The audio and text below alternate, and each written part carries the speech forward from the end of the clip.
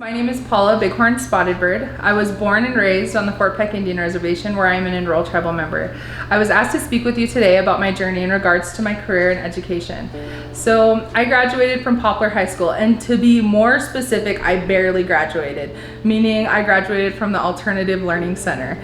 I didn't do well in high school. I got bad grades, I was rebellious, I was making some poor choices in and outside of school. I'd been suspended a few times for my behavior. I wasn't an extraordinary student. I probably wasn't one of those kids that someone's like, oh, she's gonna be a doctor, she's gonna be a lawyer, she's gonna be a counselor.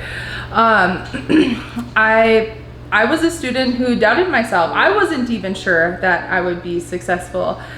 And when I graduated high school, I didn't know what I wanted to be when I grew up.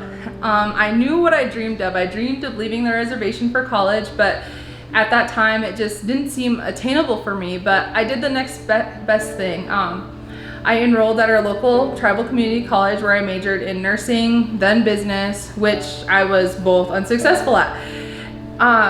Still, after 2 years of community college, I didn't know what I wanted to be when I grew up, and I felt like a grown-up. I was feeling really lost and undecided. I remember thinking, well, maybe college isn't for people like me. So I did something a little different. I applied for an 8-to-5 job with as a secretary for the Fort Peck Tribe's Vocational Rehabilitation Program. That job was my first real job in the helping field. So when I was hired as a secretary, to be honest, I wasn't looking at my employment as a path towards career development. Instead, I was living paycheck to paycheck. I was working more for money. And along the way, though, I realized I like answering the phones. I like greeting consumers, talking to them, and providing them with any kind of assistance that I could. And I watched the voc rehab counselors and thought, well, maybe that might be something I'd like to do. Maybe that would be something that I'm good at. I'm good with people. And so when the opportunity for promotion came up, I applied.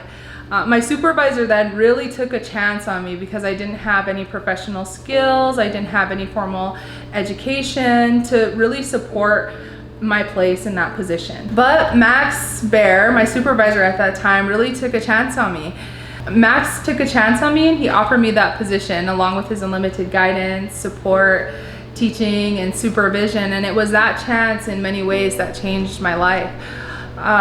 I realized working as a VR counselor, my passion for helping others, for helping our tribal members.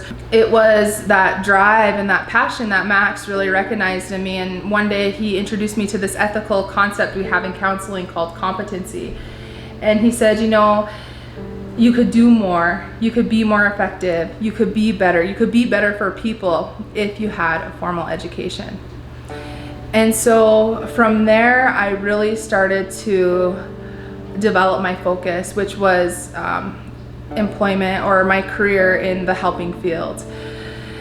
And so while I worked for voc rehab, Max gave me the opportunity to do classes while working, and again enrolled at Fort Peck Community College, graduated with my Associate of Arts degree in Human Services.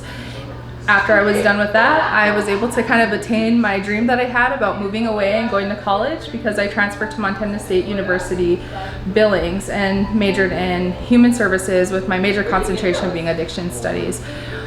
So I really started as a voc rehab counselor in Fort Peck. And since then, I've worked in a variety of settings with different populations of people here in Billings throughout my educational pursuits. I've interned at the Women's Pre-Release Center with the Transitional Living Case Management. I've worked as a youth care specialist at an adolescent group home with youth who fit criteria for severely emotionally disturbed.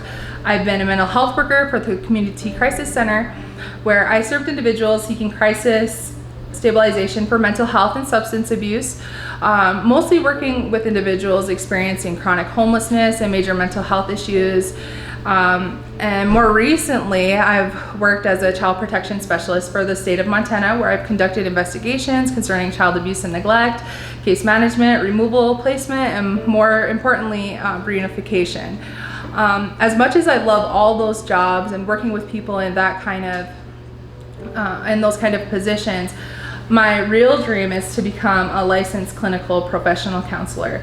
So that would be somebody that you would see at the Indian Health Services and Behavioral Health, like Sylvia Longknife.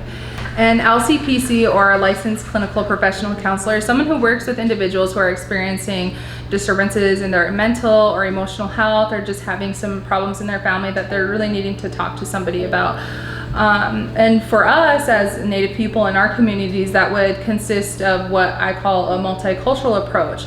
So that would also be being responsible for advocacy both at state and tribal levels, education to individuals, families, and the community. So I'll talk to you guys a little bit about what you need to become an LCPC.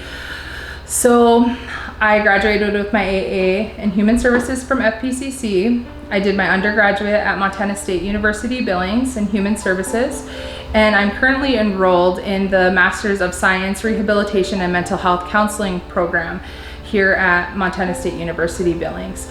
So to become an LCPC, I'm almost there. I promise. I have maybe 3 more semesters. So after I graduate with my master's degree, I can do 3,000 hours of supervision. So, oh my God, it is not done after I get my degree. I still have to do 3,000 hours of supervision. Then after that, I can take my exam and apply for licensure. And there you go, I'm a LCPC, and I can come home and be with all of you and be back in the community that I love and be with my family. And that's just kind of the gist of it, of what you need to be a LCPC. If I could speak to middle school Paula, what advice would I give her? What was it that middle school Paula really needed to hear? What would I say to her knowing what I know now? Well, I would say this. There will always be challenges, there will always be barriers, hurts, and difficulties that you'll experience throughout your life. And as Indigenous people, we know that both love and grief exist so comfortably together in our small reservation community. We come from a community that is plagued with social problems that are so much deeper than the superficial wounds outsiders see on the surface. Because those are your family, your friends, their mothers, fathers, cousins, sisters, and brothers. And those wounds you carry with you, they'll always serve as good reminders as to why you set out on this path. It's not really despite your home, but it's because of it that you'll be successful. It's the hardships that birth lessons and opportunities to grow and develop your character. It's hardship that gives you strength and resilience, and those will carry you throughout your life. I would tell her, I would promise her that it gets better. And I would say, I promise that you're capable of so much more than anyone else can imagine. That you are capable, you are strong, and that you are resilient. And you will be successful at whatever you set out to do in life. And that's what I would say.